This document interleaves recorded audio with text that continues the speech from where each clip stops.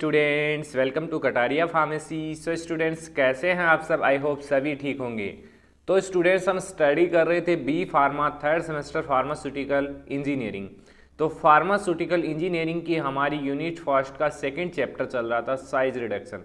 तो size reduction में हमने स्टडी कर लिए हैं काफ़ी इंस्ट्रूमेंट्स जो यूज़ होते हैं साइज रिडक्शन में। आज का हमारा फोर्थ इक्विपमेंट इंस्ट्रूमेंट होने वाला है जो साइज रिडक्शन में बेसिकली यूज़ किया जाता है। तो आज के इस लेक्चर में हम स्टडी करने वाले हैं एंड रनर मील के बारे में। तो एंड रनर मील जैसे हैमर मील काम करता है, बॉल मील काम करता है, फ्लूइड एनर्जी मिल काम करता है, वैसे ही एंड रनर मिल काम करता है लार्जर पार्टिकल को स्मॉलर पार्टिकल में कन्वर्ट करने का। तो बस थोड़ा सा इसका प्रिंसिपल अलग होगा। तो देखिए, प्रिंसिपल के अकॉर्डिंग ही इनको अलग अलग नेम दिए गए हैं और ये अलग अलग अपना वर्क करते हैं, इसीलिए सभी का यूज़ करते हैं। क्योंकि अगर सभी का सेम प्रिंसिपल होता तो एक ही इंस्ट्रूमेंट काफ़ी होता है साइज रिडक्शन के लिए, लेकिन सभी का अलग अलग रोल है, अलग अलग टाइप से इनमें साइज रिडक्शन होती है, तो इसके हिसाब से इनको डिवाइड किया गया है। तो चलिए स्टडी करते हैं एंड रनर मिल के बारे में। तो स्टूडेंट्स, अगर आप चैनल पे न्यू हैं तो चैनल को सब्सक्राइब जरूर करें और बेल आइकन को प्रेस कर दें, जिससे हमारी आने वाली न्यू वीडियो का नोटिफिकेशन आपको सबसे पहले मिल सके। तो स्टार्ट करते हैं। सबसे पहले जान लेते हैं हम प्रिंसिपल क्या है एंड रनर मिल का, मतलब कि कौन कौन से मेथड्स पे बेसिकली ये वर्क करता है। तो देखिए, size reduction is done by crushing. Basically जो एंड रनर है उसके अंदर जो भी लार्जर पार्टिकल वो क्रश होगा। अब क्रश कैसे होता है? जब दो साइड से या थ्री साइड से फोर्स अप्लाई होता है तो क्रश होता है कोई भी लार्ज पार्टिकल। तो इसमें क्या होता है कि ड्यू टू, किस कारण से क्रश होता है? Due to weight of pestle on shearing also involve due to pestle and mortar movement. मतलब कि जो पिस्टल है इसके अंदर बेसिकली मोटर पिस्टल यूज होगा। ये पिस्टल वो वाला नहीं है, हाथ वाला नहीं है, यहाँ पे एक मैकेनिकल मोटर पिस्टल यूज होगा।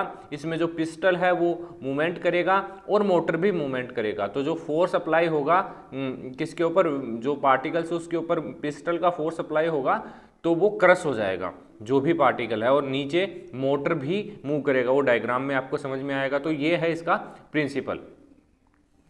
कंस्ट्रक्शन की जो हमारा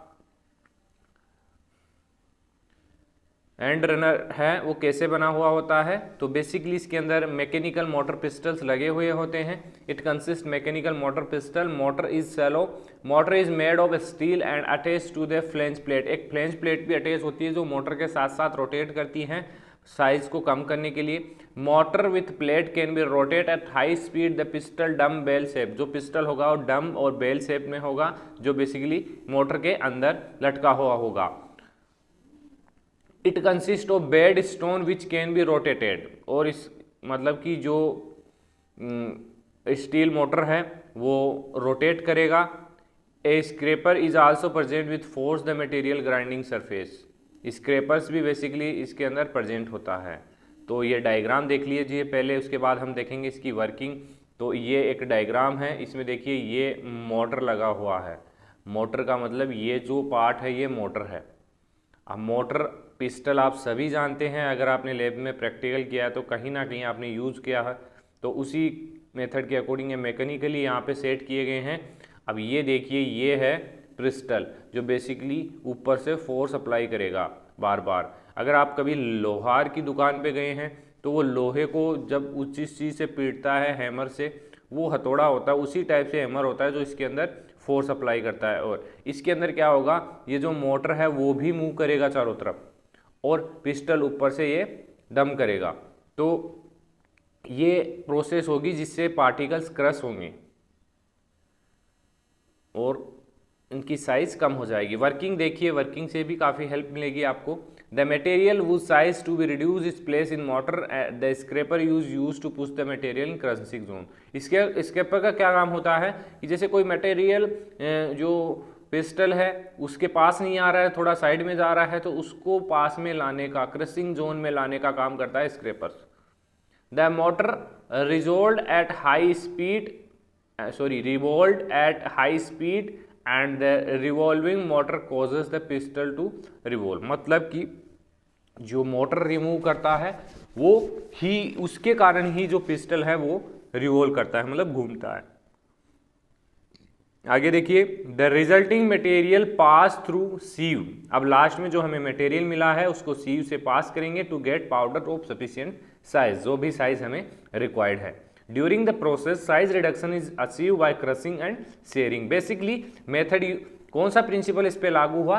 क्रशिंग एंड शेयरिंग। ये चीज़ आपको याद रखनी है। बात करते हैं एप्लीकेशन की। Application of and runner mill. And runner mill is suitable for fine grinding. Fine grinding के लिए बेसिकली एंड रनर का यूज़ किया जाता है। बात करते हैं इसके डिसएडवांटेज की। तो डिसएडवांटेज है इसका, end runner mill is not suitable for drug which are unbroken and slightly broken condition. ऐसी ड्रग जो अनब्रोकन होती हैं और स्लाइटली ब्रोकन होती हैं उनके लिए इसका यूज़ नहीं किया जाता है। तो ये इसका एक कॉम्प्लिकेशन है, लिमिटेशन है। तो आज के लेक्चर में इतना ही देखेंगे। नेक्स्ट लेक्चर में हम स्टडी करेंगे एज रनर के बारे में। लगभग सेम है, बस थोड़ा सा डिफरेंट है। प्रिंसिपल भी सेम होगा बट एपरेटस इंस्ट्रूमेंट डिफरेंट होगा। तो अच्छे से स्टडी कीजिए।